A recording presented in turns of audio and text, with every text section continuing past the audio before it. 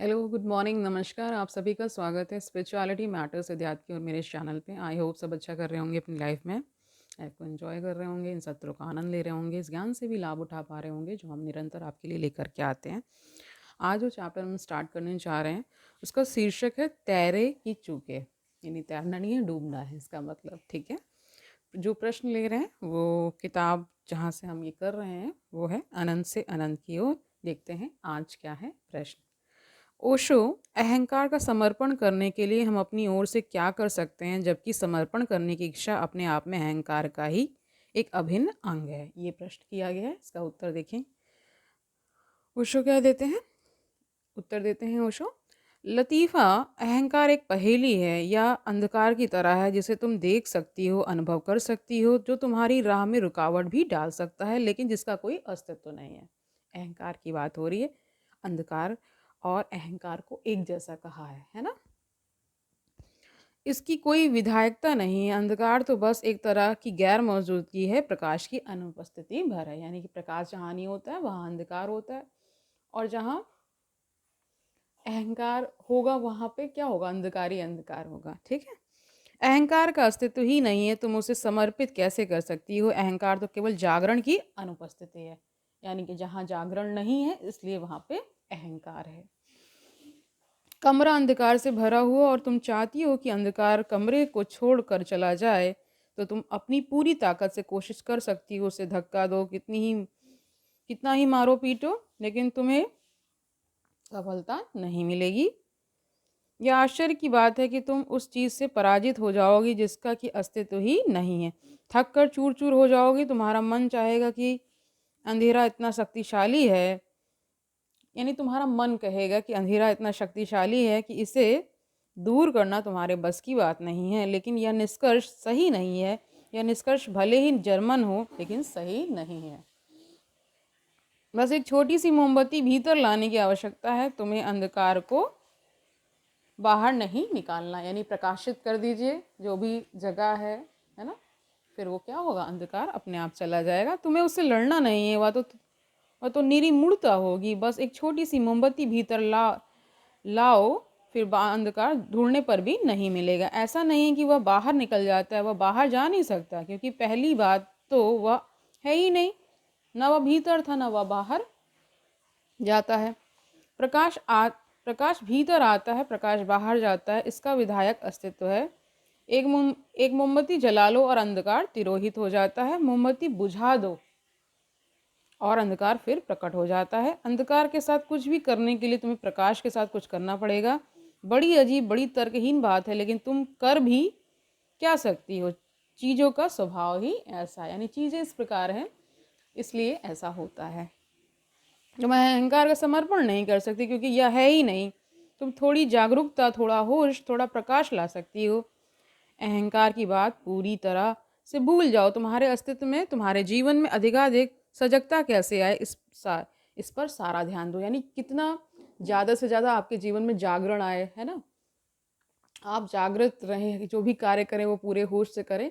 इस तरह का हो जाए तो क्या होगा? कभी भी अहंकार नहीं आएगा, अंधकार नहीं आएगा। ठीक है। तुम्हारे अस्तित्व में, तुम्हारे जीवन में अधिकाधिक सजगता कैसे आए, इस पर सारा ध्यान दो। और जिस क्षण तुम्हारी जागरूकता एक ज्योति पुंज की भांति केंद्रीभूत हो जाती है, तुम अहंकार को ना पा सकोगे।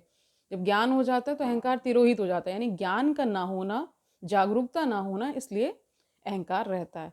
तो ज़्यादातर क्या करना है? हमें ज्ञान को, जागरण को एक तरह से अपने जीवन में लाना है। ठीक है। इसलिए जब तक तुम मूर्छित हो तब तक समर्पण नहीं कर सकती, और जब जाग जाओगी तब भी समर्पण ना कर सकोगी। अज्ञानी समर्पण नहीं कर सकता, और ज्ञानी तो इसे समर्पित करने की सोच भी नहीं सकता, क्योंकि वस्तुतः अहंकार होता ही नहीं है।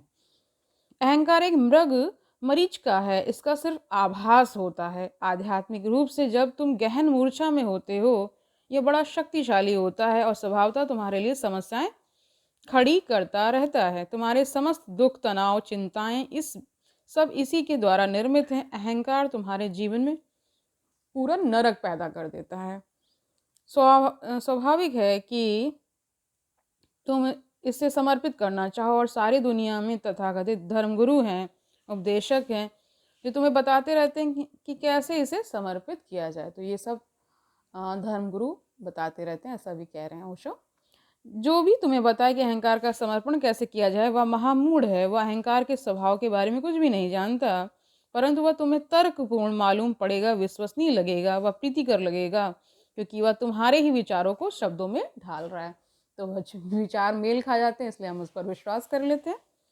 वह तुम्हारी ही प्रतिनिधि है ना, वह तुम्हारा ही प्रतिनिधि है कह रहे हैं। वही तो तुम्हारा मन भी हो कहता है, वह तुमसे कहीं अधिक कुशल वक्ता है और धर्म ग्रंथों से अपने समर्थन में तर्क, प्रमाण और अच्छे अच्छे वचन प्रस्तुत करता है, जो कहते हैं कि अहंकार का त्याग किए बगैर तुम आत्मज्ञान को उपलब्ध नहीं हो सकते। स्वभावतः कोई भी ऐसे लोगों की बात पर आपत्ति नहीं उठाएगा। तो ऐसा भी है कि वो इस तरह से सारे लोग कहते हैं कि जिस पर आपको विश्वास होने लगता है, इसलिए ऐसा होता है ना।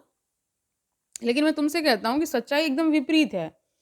ऐसा नहीं कि तुम पहले अहंकार का समर्पण करते हो फिर आत्मज्ञान घटता है, नहीं, पहले आत्मज्ञान घटता है और फिर अहंकार पाया ही नहीं जाता, वही इसका समर्पण है। यानी क्या पूरी चर्चा का क्रक्स है कि जैसे ही आपको जागरण होगा, जैसे ही आपको ज्ञान प्राप्त होगा, अहंकार और अंधकार दोनों क्या हो जाते हैं, यानी प्रकाश आता तो अहंकार अपने आप चला जाता है, यानी प्रकाश की अनुपस्थिति ही अहंकार है, अंधकार है, ठीक है। और अहंकार कहाँ है, जागरण की अनुपस्थिति, वहाँ पे क्या हो जाता है, अहंकार आ जाता है। जब जागृत रहते हैं यानी कि पूरे होश में हर चीज़ को अच्छे से समझते हुए, हर चीज़ का ध्यान रखते हुए जब हम रहते हैं, तो फिर उस व्यक्ति के अंदर ना ही अंधकार रहता है, ना ही अहंकार रहता है। ठीक है, समझ गए। आज के लिए इतना ही रखते हैं। छोटे छोटे हम सेशंस लेकर के आ रहे हैं ताकि आप बहुत ज़्यादा, जब बहुत लंबे सेशंस हो जाते हैं, मैंने ज़्यादातर देखा है, तो वैसे भी थोड़ी सी अरुचि पैदा होने लगती है। तो आज के लिए इतना ही रखते हैं, कल मिलते हैं। तब तक आनंद से रहिए, सुखपूर्वक अपना जीवन व्यतीत करिए, दूसरों को सुखी करिए, और ये भी याद रखिए कि ये ज्ञान कितना आवश्यक है। कल मिलते हैं, तब तक के लिए हरि ओम तत्सत।